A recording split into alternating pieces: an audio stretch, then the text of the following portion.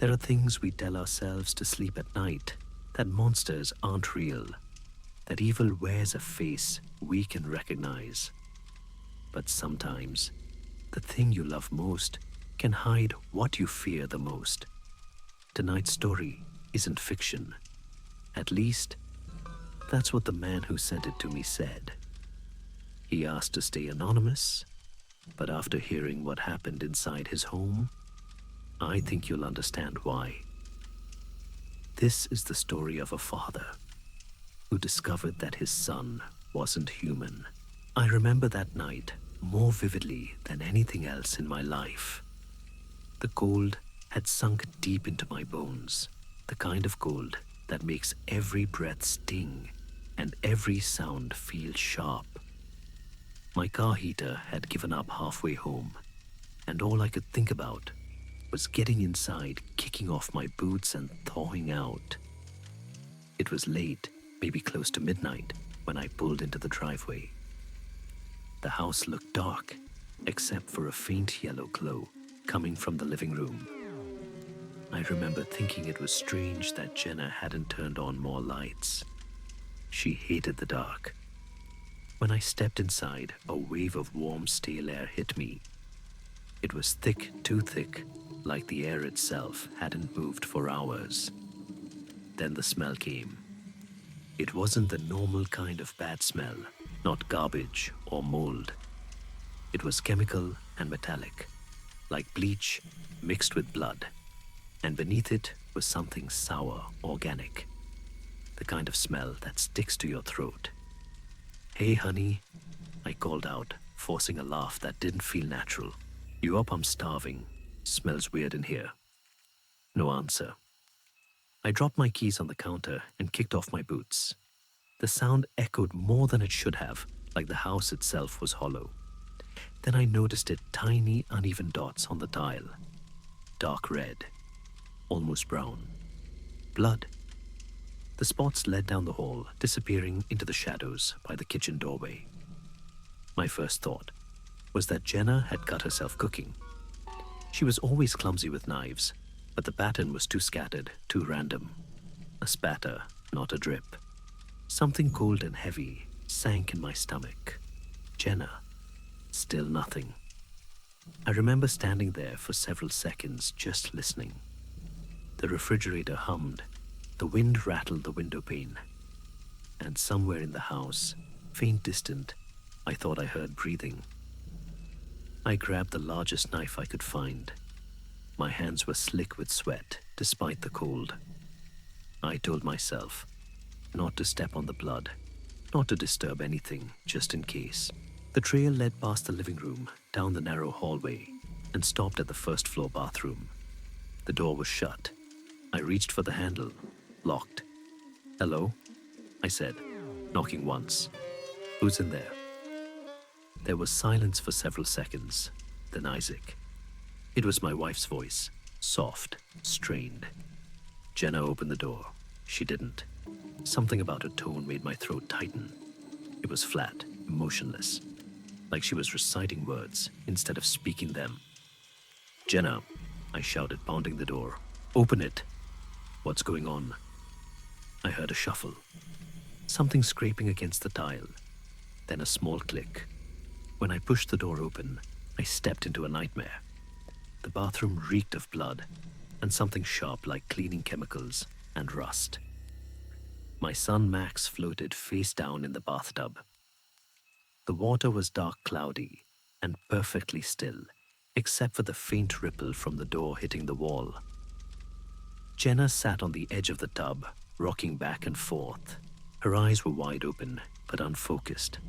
Her face was pale, almost gray. I dropped the knife. "Oh my God," I whispered. "Oh my God. Jenna, what did you—" She turned her head slowly toward me. Her voice came out cracked, a whisper that barely rose above the sound of the dripping faucet. "Don't you know?" she said. "You really don't know what he was." My throat closed up. "What are you talking about?" She looked down at the body in the tub. Her lips trembled, but she didn't cry. "He wasn't our son Isaac. He wasn't human. The police reports never made sense after that night. They said it was a mental health episode, that Jenna had a psychotic break and drowned our boy. But there's something none of them could explain: the things that had been happening before. The things I had ignored. It started small, maybe a year before it happened. Max was only 8, then quiet, polite, the kind of kid teachers loved. But animals hated him. Our dog Buddy would growl whenever Max came near. The cat stopped sleeping on his bed and would hiss when he tried to pet it. Even wild animals, birds, raccoons, squirrels avoided him. They'd vanish whenever he went outside. At first, I laughed it off. Kids go through phases, right? But then, there were the dead animals, small ones, at first mice and birds, left on the porch like offerings. Later, it was larger things: a raccoon under the deck, the neighbor's cat behind the shed. When I asked Max about it, he just smiled. They were sick, he'd say. I helped them. There was no emotion in his voice when he said it. Then came the incident at school. 2 boys tried to bully Max in the bathroom. He didn't fight back. According to witnesses, he just looked at them. And a moment later, they both started bleeding from their noses and ears. The doctors couldn't explain it. They said it was a sudden blood pressure spike. But neither kid ever went back to school. A week later, they vanished. The FBI got involved when hikers found human fingers fused into a tree trunk 50 miles away. The DNA matched the missing boys. After that, no one bullied Max again. I told myself it was coincidence. I told myself kids can be cruel, that my son was just different. But deep down, I knew something was wrong. He had this way of looking at people too long, too still, like he was memorizing them for later. And when he smiled, it didn't reach his eyes. Once I caught him staring into the mirror in the dark. His reflection didn't move when he did. When I flicked on the light, he turned around and said, "I was just talking to Father." I thought he meant God. I told him that was fine, that it was good to pray. He laughed. "Not that, Father," he said. The morning before it all happened, we sat at the kitchen table like any other day. Jenna was upstairs getting ready for work, and I was drinking coffee, trying to shake off the cold. Max sat across from me, silent, staring. Then he said, "Are you my real father?" The cup froze halfway to my lips. "What? Of course I am," I said, trying to smile. "Why would you even ask that?" He didn't blink. His eyes were almost black that morning, darker than I'd ever seen them. "You seem weak," he said. "You don't have the same power Mother does. When I look at you, I feel nothing." I tried to laugh it off, but my voice cracked. "You're 8 years old, Max. What power are you talking about?" He tilted his head, like an animal trying to understand a sound. "The power to rule," he said quietly. "To command, to ascend." Ascend to what his lips curled into a faint smile. "You'll see. Everyone will. Soon." He stood up, grabbed his backpack, and walked to the door. As the school bus pulled up, he looked back at me one last time and said, "You should pray, Father. Pray for forgiveness." Then he was gone. I didn't see him again until the police car started racing past my window later that morning. My neighbor, Mr. Hensley, was a teacher at Max's school. He came to my house that night, his face pale and his hands shaking so badly. He spilled half the whiskey I gave him. He told me what happened.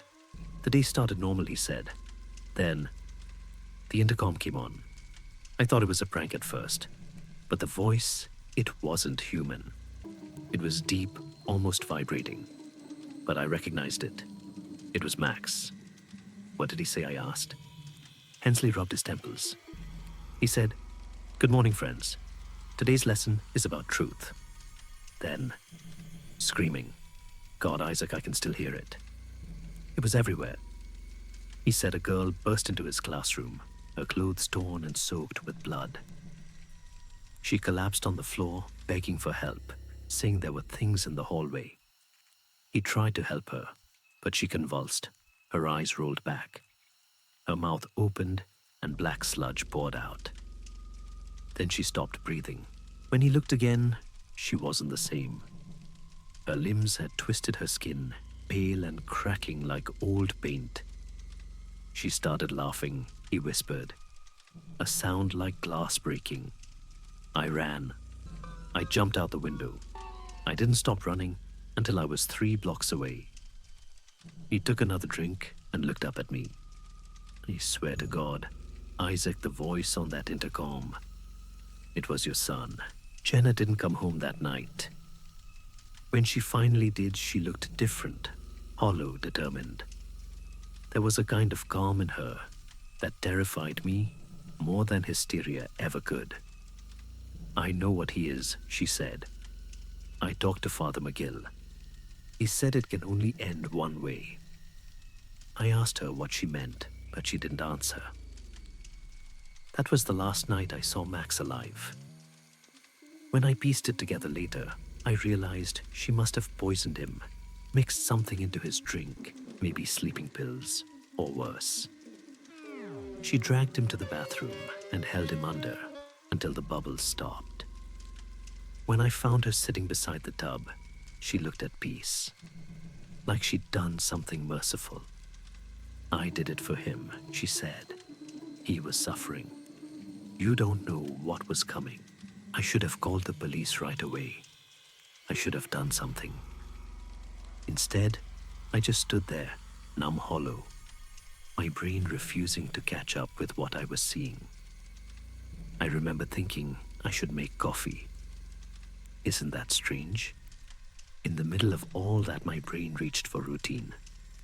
So I walked to the kitchen, filled the kettle, and waited for it to boil. That's when I heard the footsteps. Soft, slow, coming down the hall. I turned expecting Jenna. It wasn't her. Max stood in the doorway. He was soaking wet, but not dripping. The water clung to him like oil. His eyes were pitch black, the whites completely gone. His skin was pale, stretched tight over his face. He smiled. Mother was wrong, he said. Death isn't the end for me. Jenna appeared behind him, her hands trembling. Stay away from him, Isaac, she whispered. Max turned his head toward her. You tried to stop destiny, he said softly. But I forgive you. I understand your fear. Then his tone changed, cold and regal. My true father would not be so merciful. He raised his hand. Jenna gasped, and her neck snapped with a sound like dry wood breaking. I screamed. Her body fell to the floor, her eyes still open, her face twisted toward me. Max looked back at me smiling. You false father. You will live to see what I become. You'll be my witness. Something in me broke. I grabbed the kettle, the water had just started boiling, and threw it at him. The metal slammed against his face, steam rising as he screamed the sound not human, but animal, layered like multiple voices crying out at once. I ran. I don't remember unlocking the door or stepping outside, only the freezing air and the flashing red lights in the distance. Police cars, ambulances, black SUVs, all flooding the street. Men in dark suits with rifles were shouting, breaking into houses, dragging people out. Then gunfire, screams. I turned back once and saw shapes pouring out of my house, thin gray broken figures, the children from the school. Their eyes were white, their mouths open in silent screams. They were wrong, too long, too twisted. Bullets tore through them, black blood spraying across the snow. One by one they fell, twitching, writhing, then still. But Max wasn't there. They never found him. They quarantined the town for weeks, called it a chemical spill. The news said nothing about the bodies. I tried to tell the truth once, to a detective, to a priest, to anyone who'd listen. They all looked at me like I was broken. Maybe I am. It's been months now. The house is gone. They tore it down. But sometimes at night, when the wind hits the trees just right, I hear him. A soft knock on the window. 3 taps. Always 3. Then a voice, calm, polite, almost gentle. "Are you proud of me, Father?" I don't answer. I just sit there in the dark, waiting for the sound to stop, and praying, God, help me, that next time he doesn't come inside. If this story disturbed you, you're not alone. Sometimes the evil we fear doesn't come from strangers. It grows in our own homes, smiling at us from across the dinner table. And if you ever hear 3 quiet knocks on your window tonight, don't answer. Thank you for listening to NightLore. Until next time, sleep lightly.